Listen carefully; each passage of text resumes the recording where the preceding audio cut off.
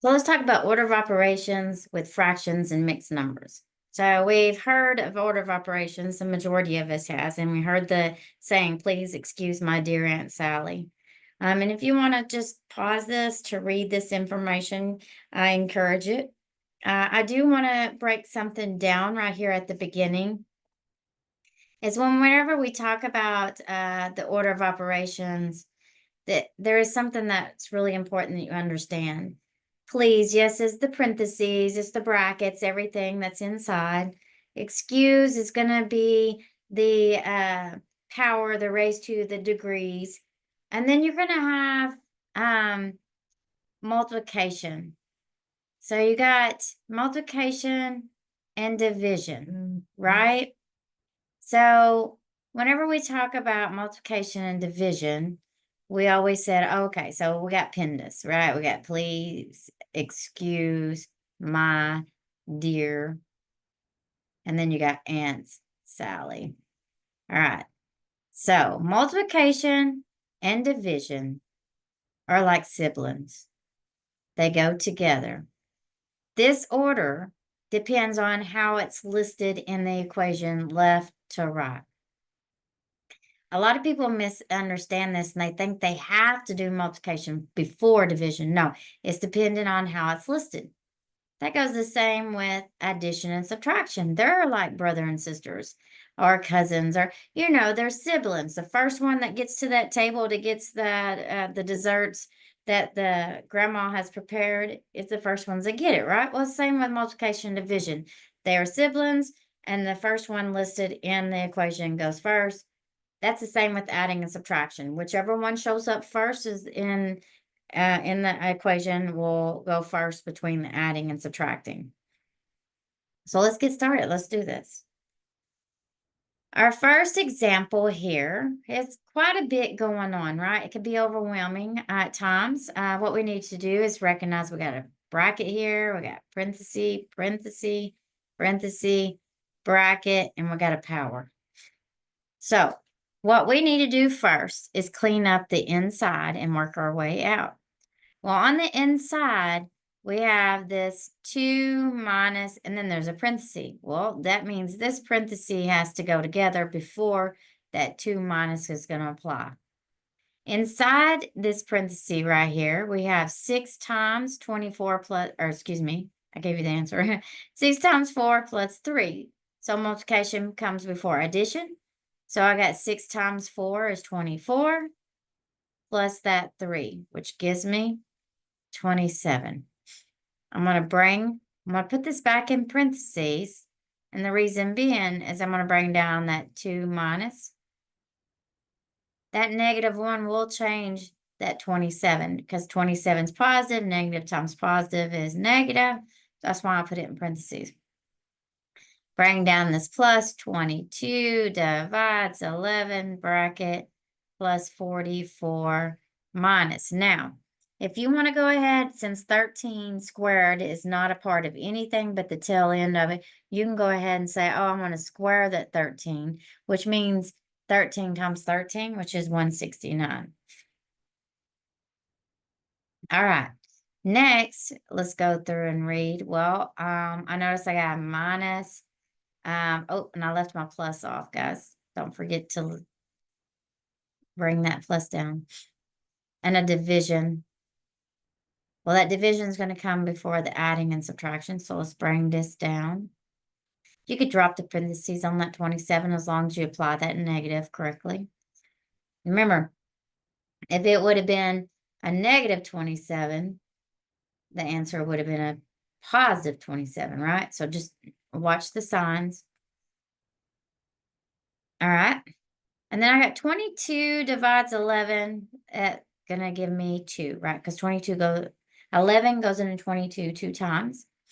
Bring down that bracket, 44 minus 169. Okay, now we're going to finish up the inside of the bracket. I got 2 minus 27. You notice the subtraction came before the addition. We read left to right. Remember, I said adding and subtraction are like siblings. Whichever one that shows up at the dinner table first or the dessert table first will get the dessert first. So that's how we're going to do this. So 2 minus 27 is a negative 25. And then I add 2 back and I get, oh, here, let's just write it down so we don't mess up. 2 minus 27 is negative 25 plus 2. It's like saying you had $2, you're in the hole $27. So you deposit 2, now you're only in the hole 25. Now we got negative 25 plus 2. So now we have negative 23. All right. Now we're going to multiply this 9 to this negative 23 before we do any adding.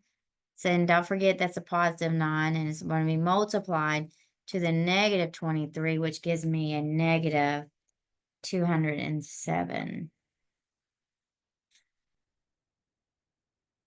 All right. Next, we're going to read left to right. So I got a negative 207 plus 44, which gives me a negative 163. And then we're going to subtract 169 from that. So it's like saying you're in the hole $163 and you spent 169 more. So now our answer is still negative, but it's 320 or 332.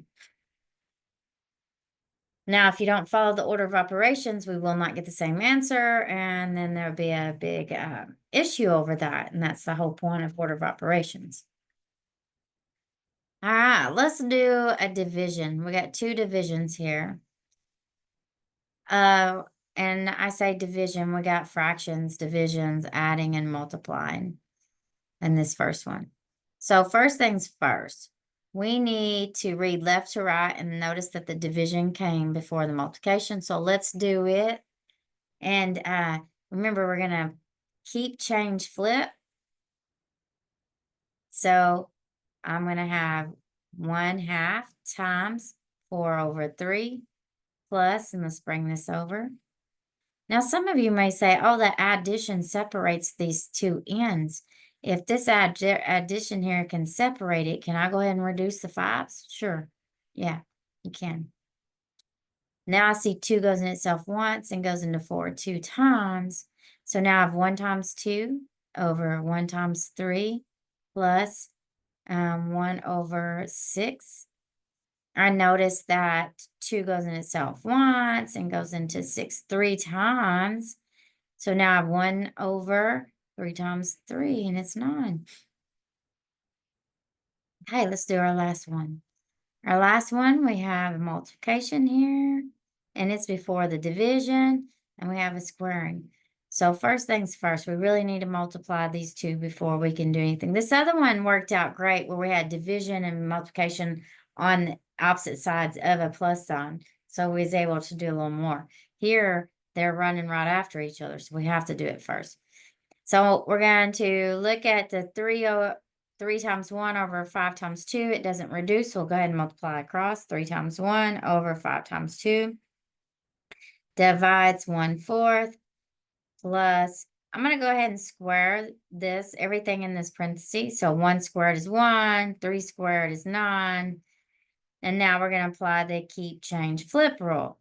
So I got 3/10 times 4 over 1 plus 1/9.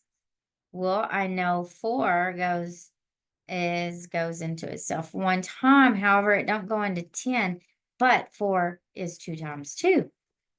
And 2 goes in itself once and goes into 10 5 times. Oops, not wanting to write. Let me scroll down a minute. There it is. All right. So now I'm going to rewrite this to clean it up. I got 3 times 1 times 2, which is 6. 5 times 1 plus that 1/9. Now, in order to add or subtract fractions, we have to have at least common denominator. And I notice here I have 5 and 9. If 5 is prime, so if I multiply 5 to 9, I'm going to get the least common denominator. 5 times 9 is 45. So let's go ahead and multiply top and bottom of the 6/5 by 9. And 1/9 by 5 over 5. So now I got 6 times 9 plus 1 times 5 all over 45. And then 6 times 9 gives me 54. Let's scroll down a little bit more.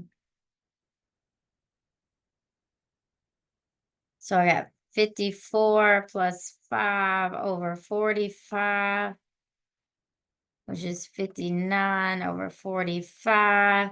And you want to see if the 59 will reduce. It can only reduce by 3s or 5s because 45 is 9 times 5. So that means it's only divisible by 3 and 5. In this case here, it will not reduce. We have an improper fraction. You can convert it to mixed numbers if you're asked to. And if so, what you'll do is you'll say, okay, the denominator is 45, so I'm going to write it down. And then I'm going to ask myself, the denominator in this case times what will get me close to the numerator, which is 59. Well, in this case here, it's only 1. And that means 1 times 45 is 45. And I'm going to say 59, which is this numerator, the original denominator, 59 minus 45. And my pen, sorry about that. 59 minus 45 gives me 14. And that is my mixed number.